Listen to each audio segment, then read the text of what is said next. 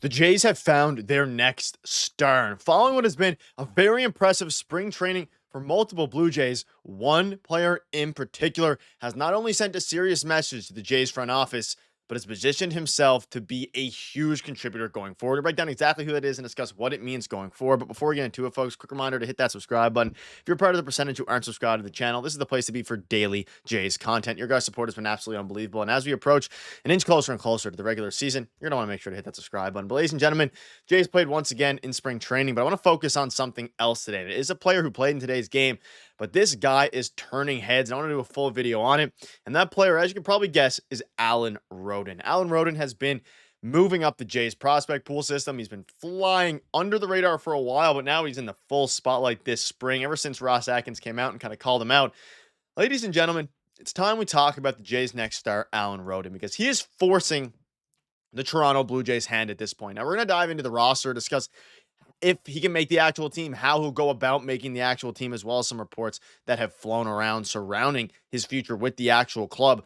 But it is at a very interesting point now, because you think back, and you can see this from Johnny, we 100% might be to a point in May where we are begging for Alek Roden to start in right field over George Springer. And this is following him in spring training. This is not including today's afternoon game where he increased all these numbers in 20 plate appearances, 4 walks, 3 hit by pitches, 2 home runs, 2 stolen bases with a near 2,000 OPS. We still got 3 weeks left, but WTF, man. Like, it's at the point now where Alek Roden is playing such good baseball that you just have to force room for him. Now, the big question mark will be, and Keegan Madison was on the videos and he's thrown some reports around specifically talking about how it's going to be tough because he's an outfielder, and there's a lot of outfielders that, the Jays have. Joey Loperfido, Dalton Varsho, who's going to be starting in center field. Of course, you have, David Schneider has been playing a bit of left field for the Jays last season. And, of course, George Springer. Now, you think about Alek Roden. He is a guy who has fantastic bat on ball skills. He is someone that Ross Atkins has spoken highly of, but in general, is the type of player that the Toronto Blue Jays front office absolutely not only loves, but they adore.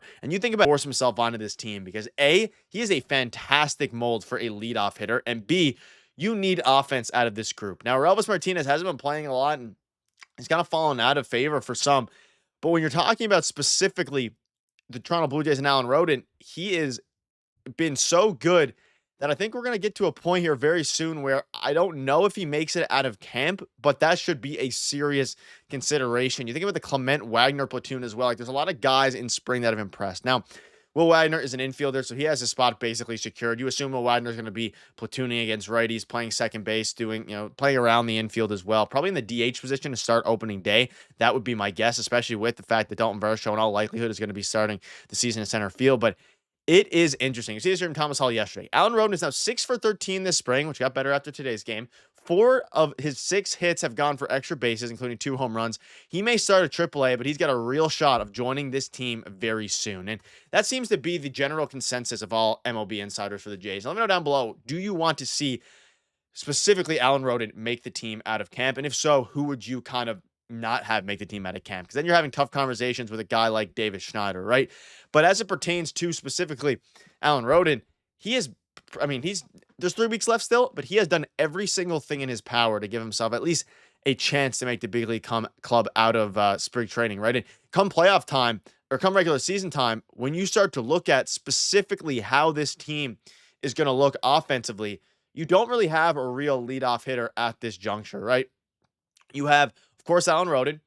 He's a possibility, but as it pertains to the actual regular season lineup right now as it stands with your leadoff hitter, right, it is in an interesting spot. Now, they say Bo Bichette, Fangraphs, they have Bo Bichette kind of there. I don't think he's going to be the one who starts this season as the leadoff hitter. I think he's going to be the 4 hitter. So then you're between, I could see a guy like Ernie Clement, Andres Jimenez, things like that, but you don't really have an actual leadoff hitter. Now, keep in mind, Joey Loperfido is probably not going to start the season in the roster because this has Dalton Varsho at DH because of his injury, but it seems like all signs are pointing to him actually playing. Maybe Will Wagner. Him and Will Wagner have similar hitting profiles. Will Wagner and Alek Roden, that is. They both get on base a ton. They have good eyes, all those different things. So I could see a world where Will Wagner turns into the opening day leadoff hitter. But Alek Roden is that guy. Like, he makes all the sense in the world. And as you look at players who have to be left off, like, only 2 that are really options: Davis Schneider, Miles Straw, Joey Loperfido. Miles Straw is an elite defensive outfielder, but the thing is, if they want to send him down, again, he played most of his games in AAA last year. So if you want to open up a spot, it could be Miles Straw. Davis Schneider, but the problem with Davis Schneider is he's absolutely raking in spring too. He is having a fantastic spring training, and he's really picked it up as of late. So you're at a point now where Alan Roden's mashing, Davis Schneider's mashing. I think it's at the point where the Jays are probably going to have to just let them play it out, see who does well, see how, Davis Schneider specifically does, see how Alan Roden does in AAA, and then if Alan Roden continues to mash, call him up. But the problem with that is we did the same thing with Spencer Horwitz last year, to where he was trying to get called up for years and years, and he was really ready for the past couple years. He got called up super late in the season. It was too late. The Jays missed the playoffs by a pretty hefty margin, and if they would have called him up earlier, I'm not saying that the Jays would have made the playoffs last year, but they would have had a much better chance, a lot better chance of making the playoffs, or at least making a push, if Horwitz would have been up earlier. Instead, they gave runs to guys like Daniel Vogelbach and players like that. Even Justin Turner took up a lot of the DH spot. So they need to make the right call this year. And you think about, I mean, you can see this from Chris Black. Alan Roden in today's game had a single and a walk in his first 2 plate appearances. His spring on base percentage is .652. Like, the guy gets on base, the guy hits. He would be the perfect leadoff hitter. And as you start to look at it, I mean, a leadoff of, Alan Roden, Vladdy, Santander, Bo Bichette, Alejandro Kirk, like that first 5 or 6. That first 6 is lethal if you can expect a couple of, bounce back seasons from a guy like Bo Bichette. And even if then you get some contribution from Andres Gimenez, some better offensive production from George Springer, Dalton Varsho. You look at all the injuries happening. Garrett Cole might miss a significant amount of time. Tons of injuries to the Yankees. Tons of injuries around the MLB. The Orioles, Andrew Kittredge, one of their biggest bullpen acquisitions in the offseason, is going to be out to start the season.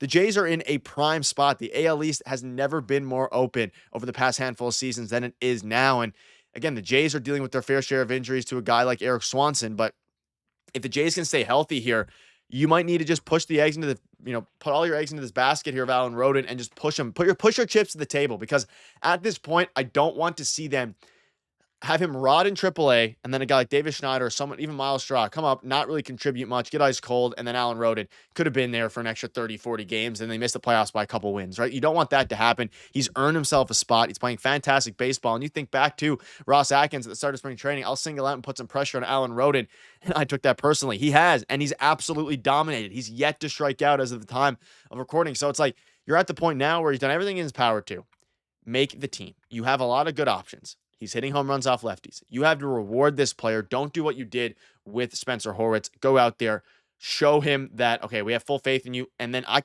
genuinely think he could be the leadoff hitter for this team the entire year and be really, really good. I have that much faith in Alan Roden. If he can come out and do that, sky's the limit for this team. But that'll wrap it up. Let me know down below what your thoughts are. Things are really starting to pick up. I mean, you look at his stats last season in AA and AAA over a 900 OPS. He's ready for the big leagues. We'll keep you up to date with all the latest news. Thank you guys for watching.